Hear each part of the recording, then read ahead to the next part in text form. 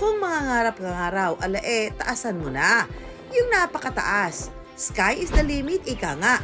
Sino ba naman kasi ang mag-aakala ang bahay na i-ready ni sa Batangas? Nasa tuktok lang naman ng isang napakalaking bato. Pero I wonder, paano nga ba ito itinayo? Ang pasimuno raw sa pagtira sa bahay sa tuktok ng bato, ang ka-wonder nating si Dominic. Inalok lang daw ng isang kaibigan ang pwestong ito na nasa malaking volcanic rock. At itong lupain sa tuktok, may nakabili at iba ang nagmamay-ari noon. Malapit lang din naman to dun sa isang bahay ko dun sa baba. Mga 90 meters lang naman. So sabi ko nga dito sa misis ko, subukan kaya nating puntahan yung inaalok na property. Nung makita nga namin tong place, na-amaze kami at na-impress dun sa view. Bigla akong napaisip na sabi ko parang magandang tayuan ng bahay.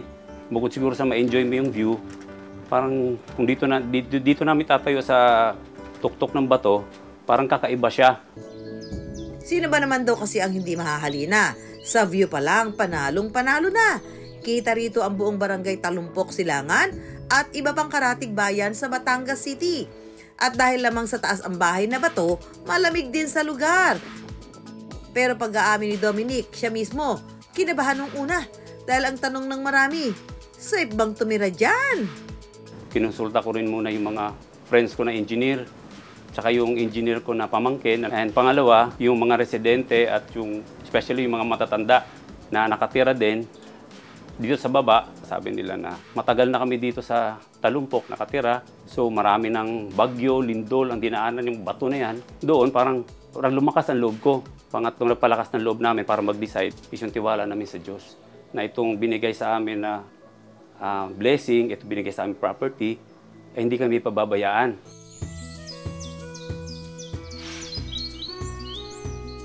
Papasyalan muna natin dito yung isang maliit na kwarto dito. Ito yung kwarto ng aking unika iha. Maliit lang din siya. Dahil nga mahilig siya sa pusa, kaya nagpagawa ko ng painting na ganyan. Kaya ganyan yung painting niya. Meron din siyang maliit na terrace dito. Makikita nyo rito yung magagandang tanawin din dito sa buong Talumpok. So ang next natin pupuntahan yung aming master's bedroom, aming mag-asawa, yung aming kwarto. Maliit lang din naman siya, pero meron naman siyang CR. Meron din tayong water heater dyan dahil sa panahon ng taglamig talagang di ka makaligo dito. Yung lutuan natin dito, and dito naman yung ating yung lababo natin. Ayan, malakas naman ang tubig. Ayan, malakas ang tubig dito. So maliit lang din yung ating kitchen. Ito pala yung dining table natin, no, pang-animan lang dahil maliit na family lang naman. Dito sa second level na view deck natin, meron tayong available na kwarto dito. Pinaximize lang natin yung ang space niya, kaya medyo maliit lang talaga siya. Ito pala yung painting na pinagawa ko dun sa aking artist. So makikita po natin dito yung kahabaan ng bato hanggang sa baba. At at the same time, makikita natin dito yung bahay na pinagawa natin.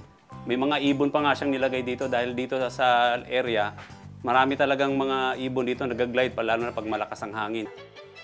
Hindi lang mga natatanging designs ang laman ng bahay ni Dominic. Nakasunod din daw ito sa ilang pamahiing Pinoy. Isa na rito ang bilang ng hagdan at tamang pwesto ng kama. Nandiyan talaga yung kinukonsider natin kung ilang step ba yan, yung bed mo ba, saan ba nakaharap yan. Sa katunayan, maraming pamahiing Filipino ang tungkol sa bahay. Isa sa sikat na pamahiin na pwedeng maging sanhin ng swerte o mala sa bahay ay ang bilang ng apakan sa hagdan. Ito yung paniniwala sa oro, plata, mata.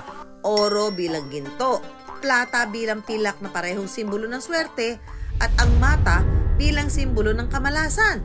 Kaya dapat daw oro o kaya naman plata ang huling hakbang ng hagdan. Isa pa raw na dapat gawin sa bagong bahay ang pagdadala ng asin, bigas at tubig kung bagong lipat ka naman. Dahil pinaniniwala ang magdadala raw ito ng kasaganaan.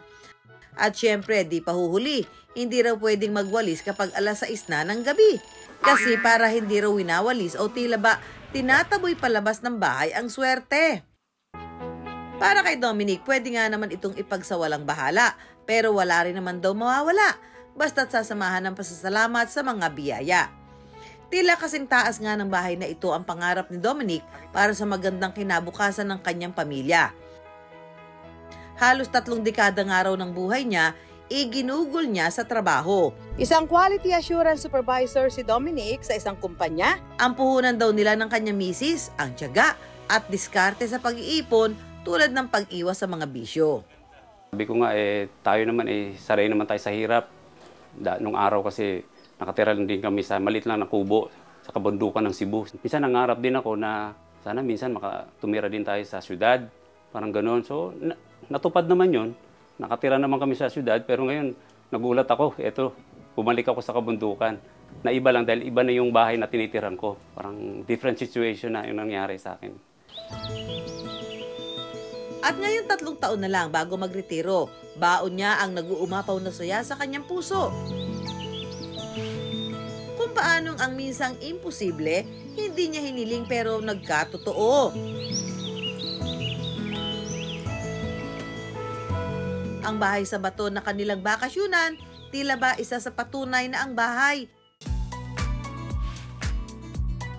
Hindi lang basta pisikal na istruktura, pati na rin sa kung paano ito nagsilbing tahanan sa mga tumitira, anuman ang hitsura.